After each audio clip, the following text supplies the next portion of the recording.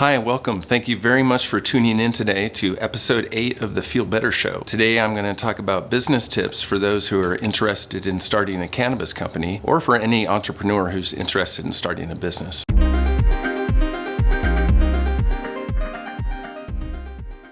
So first thing, you're going to need some internal resources in order to succeed. The most important of these is passion. This industry is really a grind. The days of easy money are over. Without a deeper purpose, when things get really hard, it's going to be difficult to continue. For Siskiyou Sungrown, our deeper purpose is health and wellness. It really makes us feel great when we help people. So that purpose has carried us through when times are really hard. You're also going to need determination to make it through these hard times and resiliency to bounce back with a positive attitude. The next thing you're going to need is some sort of market disrupting product or service. Without a market disruptor, it's going to be hard to rise above the crowd, and the field is very crowded right now. And the third thing you're going to need is plenty of capital. Depending on which market you're entering, I'd say 7 figures at a minimum. You're going to need a tight and diverse core team, and I would pay special attention to legal and financial. Next, you're going to need industry connections. It's a lot easier to succeed with friends, and so get out there and network. You're also going to need a large appetite for risk. In the cannabis industry, there's going to be legal risk, there's going to be financial risk, and there's going to be risk to your nervous system, so you need to be comfortable with that. And the last thing you're going to need is luck. It can be difficult to know when luck is coming, but I think there are things that we can do to generate our own luck. The first thing is preparing for success. I think that people who appear lucky often simply put in the hours to prepare for success. And the next thing that we can do is practice kindness. Because when we're kind, we develop trust, and people want to work with people who are trustworthy. I'd like to expand on that by talking about social responsibility. Social responsibility is a cornerstone of successful Oregon brands. The cannabis industry only exists because activist patients and their supporters faced persecution and imprisonment to fight for our right to use this life-saving plant.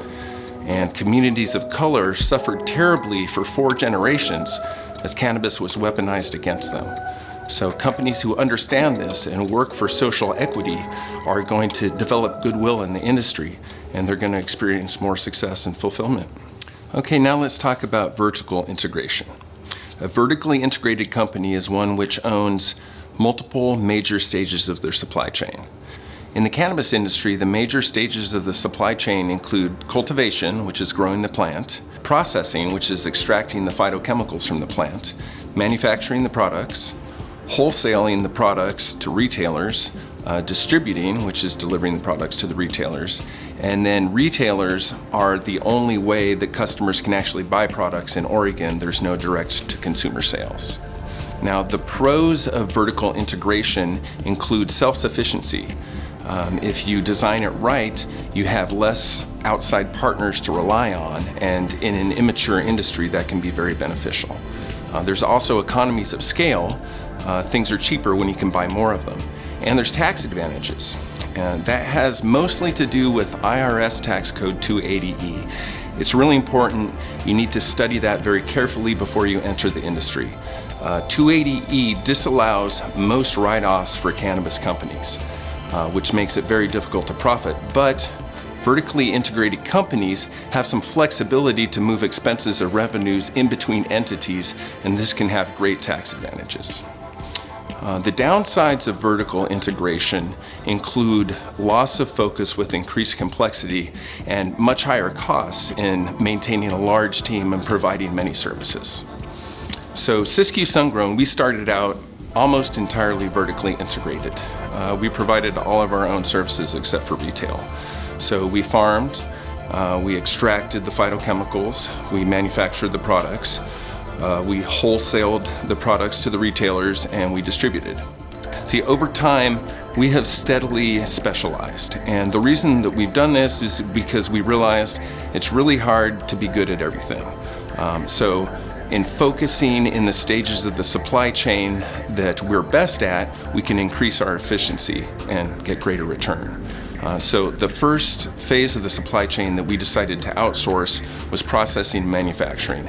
And that was mostly to avoid the high cost of maintaining a lab with constantly evolving regulations and technology.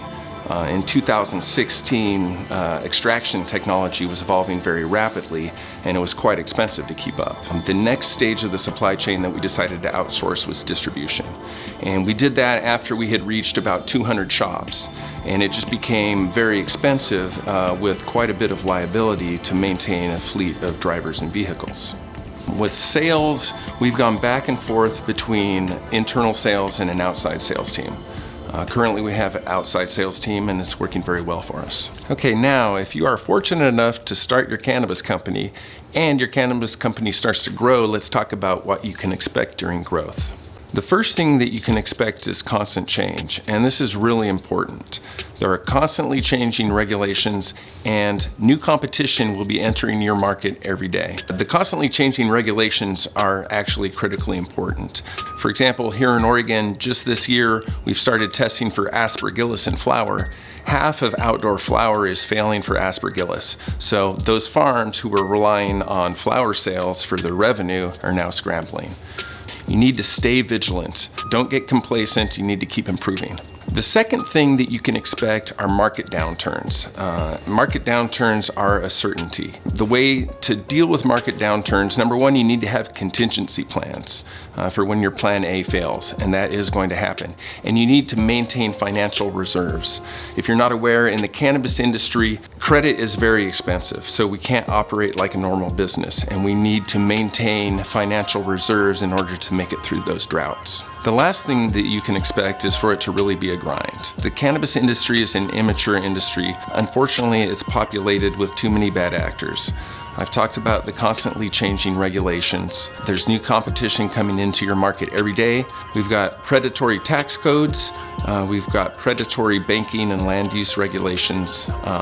It's really a challenging industry. To work with this, you need to develop mental and physical health routines, like going to the gym, meditation, spending time in nature, spending time with loved ones.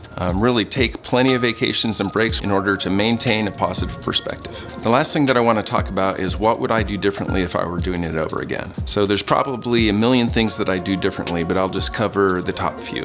The first thing is I would include people with more traditional business experience from the outset in the core team, especially legal and financial. I feel like we suffered from subpar accounting and tax advice. The second thing that I would do differently is pace growth. There were times where we saw opportunities and we bit off more than we could chew.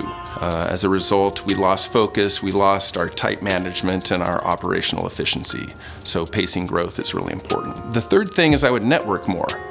I'm somewhat geographically remote down here in the Siskiyou Mountains, and I have social anxiety, so this has limited my networking. If I were doing it over again, I would start out traveling around the state more and making more friends in the industry from the outset. And the last thing is hiring slow and firing fast to maintain positive company culture. And this was very difficult to learn because we hate to fire people. You're fired! Hiring slowly is easier to understand. Positive company culture is a soft skill which will greatly increase your chances of company success. So hire slowly. Conduct multiple interviews with your entire core team to make sure a new hiree is the right fit. Firing fast doesn't need to be unkind. If you've gone through the process to clearly determine that a team member isn't the right fit with the company anymore, it doesn't do anyone any good to delay the transition. The best thing to do in that case is to tear off the Band-Aid and to move on so that both parties can find a better fit. Thank you very much for tuning in today. I hope that these business tips help you maintain a positive, healthy attitude and develop a clear vision so that you can start a company which is good for you and your community and for the whole world. We're going to make more episodes about business tips, so if there's anything that you want to learn about, please leave questions in the comments section, and we'll see you in the next episode.